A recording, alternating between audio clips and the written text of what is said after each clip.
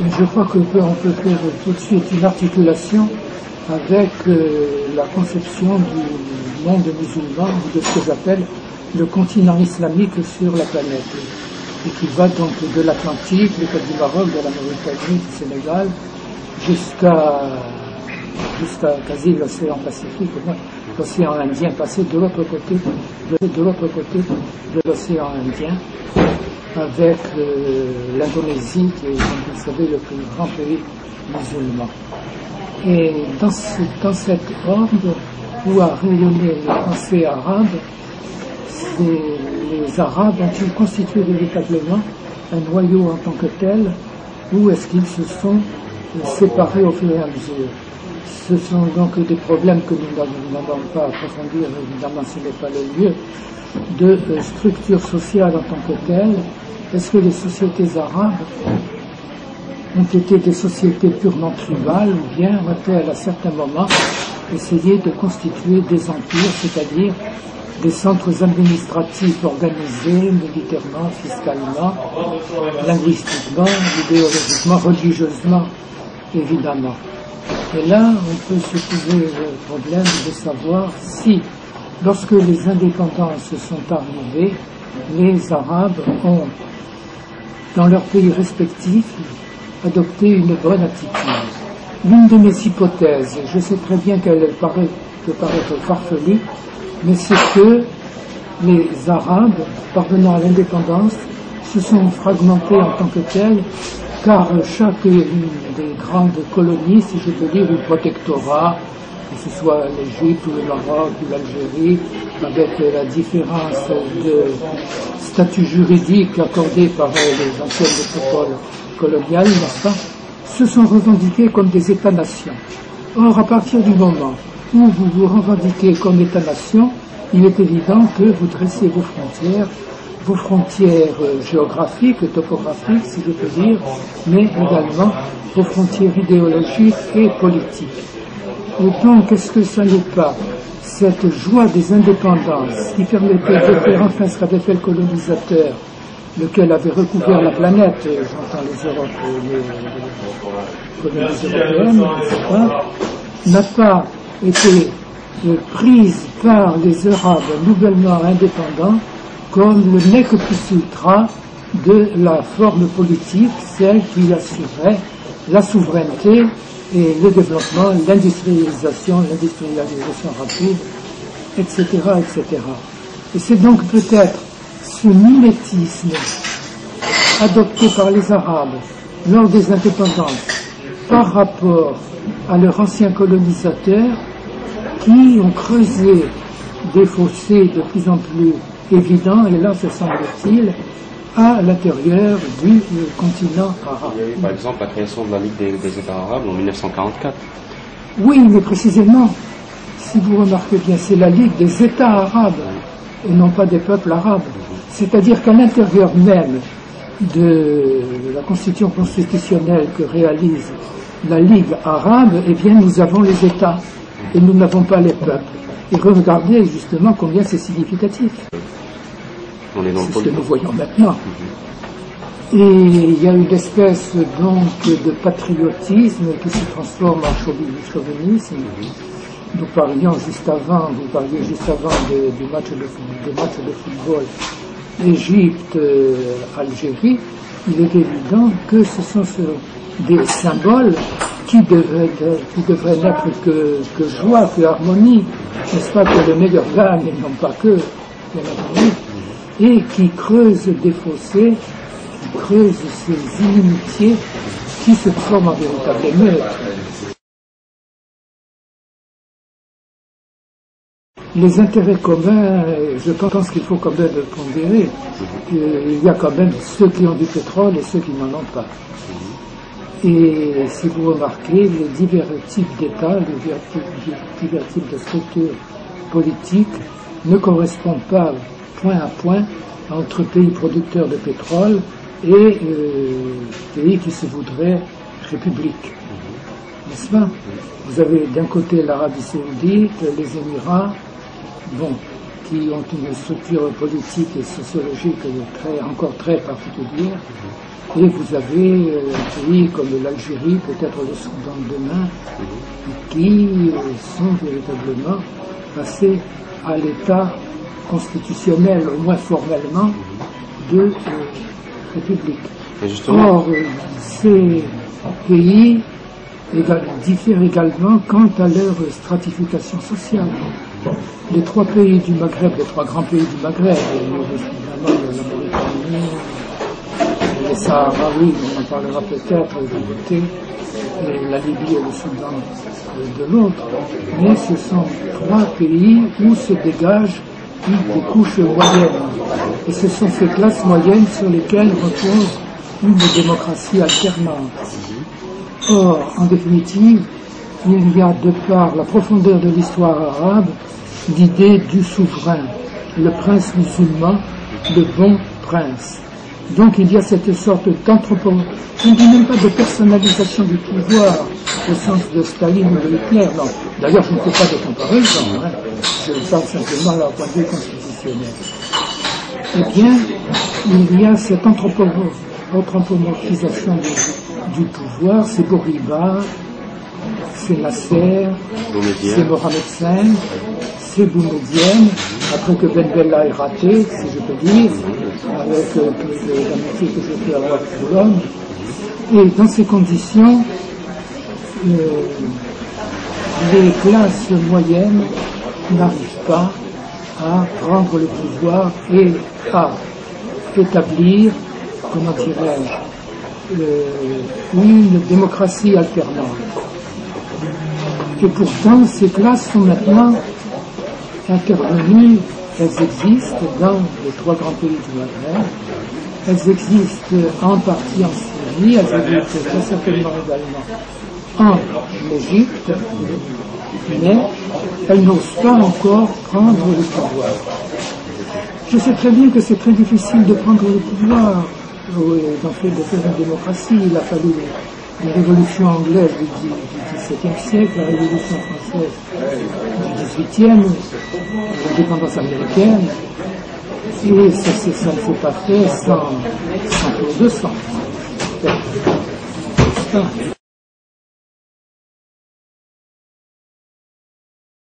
Sauf là, nous en revenons à faire la distinction entre ceux qui ont du pétrole et ceux qui n'en ont pas. Parce que les autres, leurs intérêts communs, c'est, je vais être un peu péjoratif, pardonnez-moi, n'est-ce pas? Mais quelle est la meilleure date? Celle des oasis algériennes ou celle des oasis tunisiennes? La date? La meilleure date, n'est-ce pas? Ou la meilleure orange dans les orangeries d'Israël, n'est-ce pas? C'est que vos économies ne sont pas complémentaires, elles sont juste juxtaposées. Et dans ces conditions, il n'y a pas d'intérêt commun. Les oasis algériennes voudront vendre leur date à la place de celles des oasis tunisiennes, et réciproquement. Le problème, c'est que il faut, dans une région telle que l'Europe, les courants économiques et commerciaux inter-européens demeurent très forts et diversifiés. Et c'est une des raisons pour lesquelles le Maghreb arabe, à mon sens, n'a pas réussi à prendre, enfin il y a quantité d'autres raisons, certaines personnalités, parce que c'est une résurgence toute profonde de l'améridianité. C'est-à-dire, Chavez est très nettement un descendant d'Indiens, n'est-ce pas? Et il y a l'autre, celui de la Bolivie, son nom échappe, etc. Et aux États-Unis même, il y a une reconsidération qui ne tient pas simplement au changement d'optique des westerns pour remettre en valeur le passé. Nous sommes encore, parce que je vous disais tout à l'heure, dans cette conversation, n'est-ce pas, sur cette trop grande poursuite de l'État-nation dès la fin des indépendances. Là, je sais que je vais totalement à l'encontre d'à peu près toutes les idées reçues. Mais enfin, moi, c'est en quelque sorte mon opinion. Si vous voulez faire des États-nations, vous ne pouvez les faire que contre des autres. La France s'est faite à coup d'épée, vous rappelez de Gaulle, n'est-ce pas? Il n'y a pas de miracle en la matière. Et les plus grands souverains, Philippe le Bel, Louis XI, n'est-ce pas, Richelieu, le comité de salut public avec Robespierre, n'est-ce pas? C'est contre que l'on se met. Alors, on peut continuer à vitupérer l'ancienne nation colonisatrice, c'est facile, ça ne va pas très loin, mais ça ne suffit pas à éteindre les contestations avec les voisins immédiats. Vous évoquiez tout à l'heure également le conflit sahara. Entre le Maroc et l'Algérie. Bon, le Maroc, lui, il veut avoir, un oligopole avec le phosphate. L'Algérie a son pétrole, mais l'Algérie est dans une mer fermée. Et s'il y a une république sahraoui, par sa géopolitique, elle aura ouverture sur le grand large beaucoup plus facilement, même pour l'écoulement de son pétrole aussi. Et dans ces conditions, eh bien, la nature a horreur du vide. Et dans l'espace de transition qui irait de ces régimes, disons, autoritaires, n'est-ce pas, et pas toujours très aimables, je me rends bien compte, n'est-ce pas, il y a quand même une zone d'incertitude, une durée qu'il faudrait passer. Mais ça, une révolution, ça se fait par un peuple en tant que tel. Ça ne s'impose pas de l'extérieur. Parce que la France en 93, 1793 et la suite, n'est-ce pas, jusqu'au consulat de Bonaparte, il est là d'ailleurs, eh bien, ce n'est pas en descente définitive, ça n'a pas marché. Et les idées libérales ont été inscrites à partir de 1848. Donc il y a de très longues plages de temps. Et là, véritablement, remplacer tel ou tel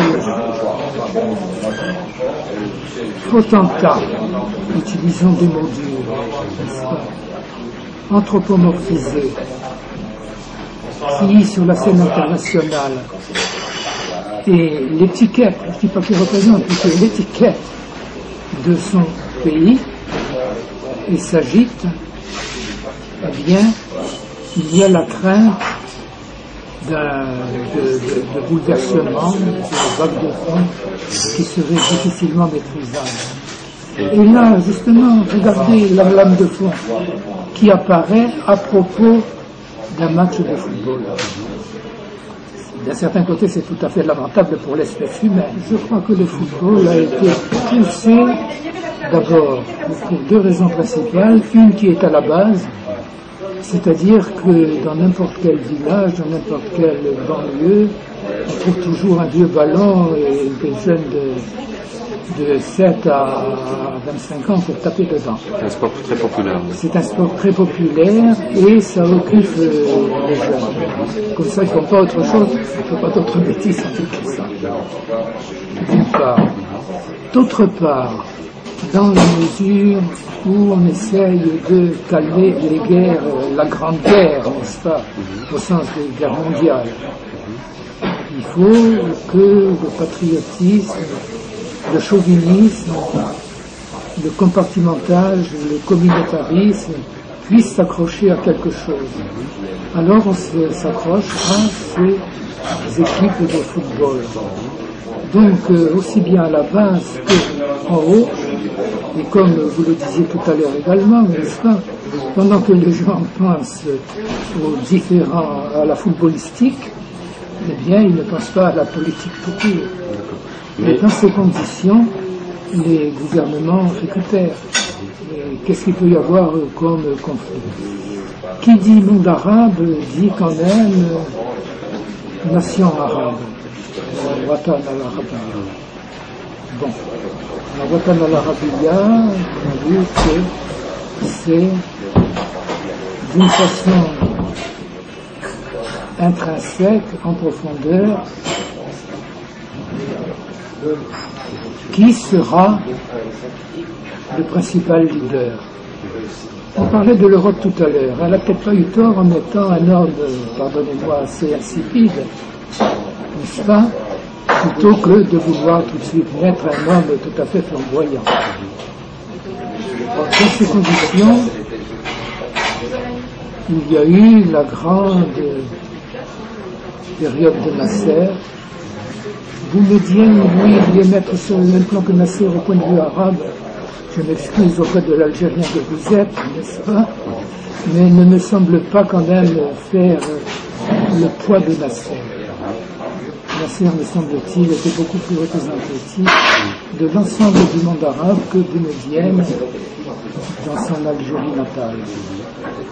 Dans ces conditions, il est difficile pour les Arabes de se décider quel va être le leader de quel pays qui va représenter le monde arabe.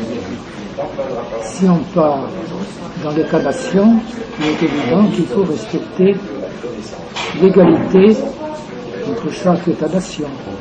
Et à partir de ce moment-là, vous restez dans une courtoisie, je ne veux pas dire armée, mais vigilante.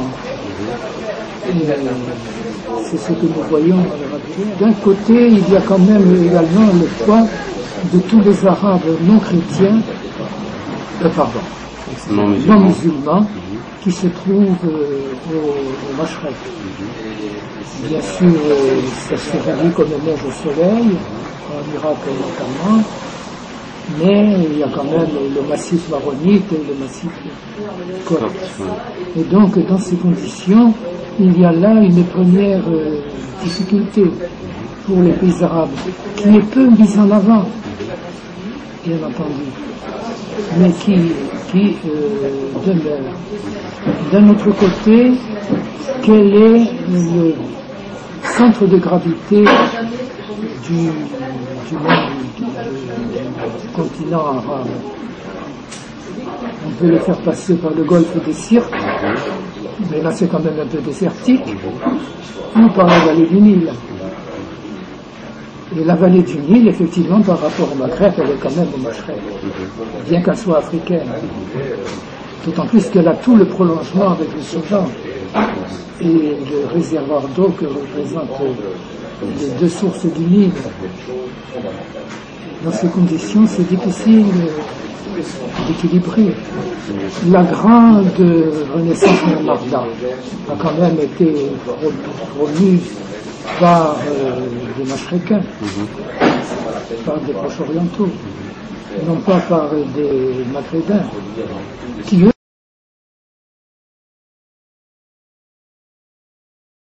il s'agit que les professions libérales, que les classes moyennes, comme nous le disions tout à l'heure, prennent avec courage le problème en main. Mais là, je le répète, c'est soi-même qui doit faire sa propre révolution, son propre changement de régime. Et en définitive, de l'extérieur, on peut simplement jouer sur tel ou tel chef d'État, il sera plus coulant pour le commerce international, etc. Mais en définitive, si les extrêmes asiatiques ont réussi, en dépit de la terrible concurrence de la production américaine, pourquoi est-ce que les Arabes ont un peu trop tendance, pardonnez-moi, à dire « Regardez comme vous êtes méchants. Vous nous empêchez de nous développer. » Au lieu de commencer à faire, comme on dit en latin, son mea culpa, c'est-à-dire de faire son autocritique. Je me souviens, avant que je prenne ma retraite, quand j'ai terminé ce grand séminaire de doctorat que j'ai fait à la Sorbonne, c'était sur l'autocritique dans les pays arabes. Mais il y a très peu d'autocritique. La philosophie de la révolution, d'un certain côté, c'est un petit peu...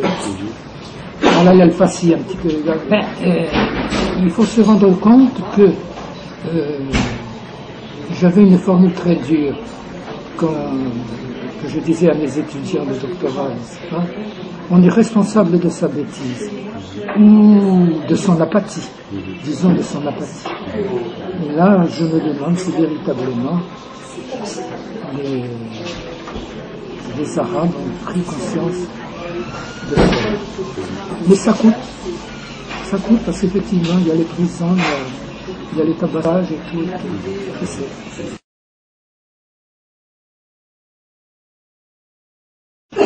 Oui, ça, l'Umma islamiyya, c'est une très très belle notion. Alors, la nation arabe, le Watan al-Arabiya, me semble-t-il, c'est un ensemble géographique et ethnique. C'est l'ensemble des Arabes installés sur des terres qui, depuis des siècles, sont arabisées. La Umma al-Islamiyya, ce n'est pas une notion géographique. C'est une notion démographique et idéologique. Donc vous voyez que les deux ne coïncident pas du tout. À la base même, les concepts sont totalement différents. Ce qui se passe à l'heure actuelle, c'est qu'avec les émigrations, les Arabes se retrouvent hors des terres arabes. Et ils s'y sont plus ou moins bien, enfin vous le sentez très bien. On peut dire le continent arabe, c'est plus difficile de dire le continent musulman. Il vaut mieux dire le monde musulman. La fraternité, comment dire, c'est plutôt même, c'est la mère. Donc Umma, c'est l'ensemble des fils qui professent, qui se disent fils de Muhammad, religieusement parlant. Voilà. Il n'y a pas de race, il n'y a pas d'ethnie, il n'y a pas de... Tandis que dit arabe dit, en définitive, répartition de telle population, de telle origine, sur tel territoire. Donc c'est des frontières.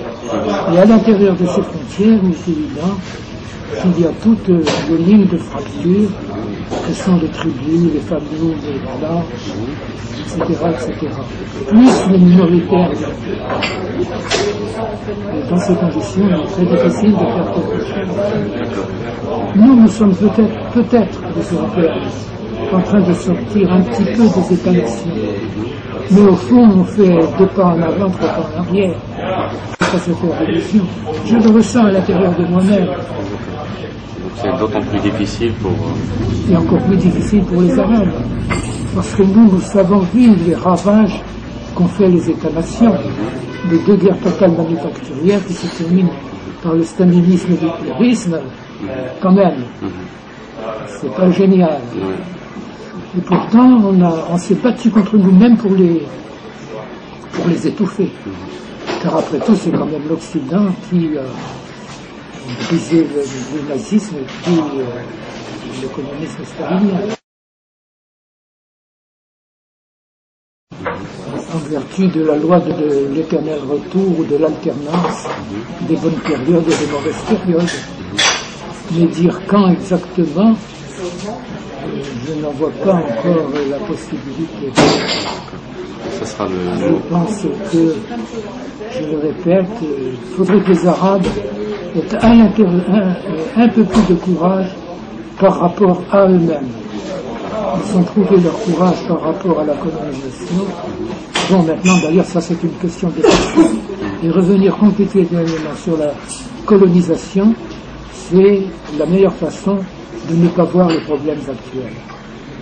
Ce sera mot de la fin. Merci beaucoup. Merci.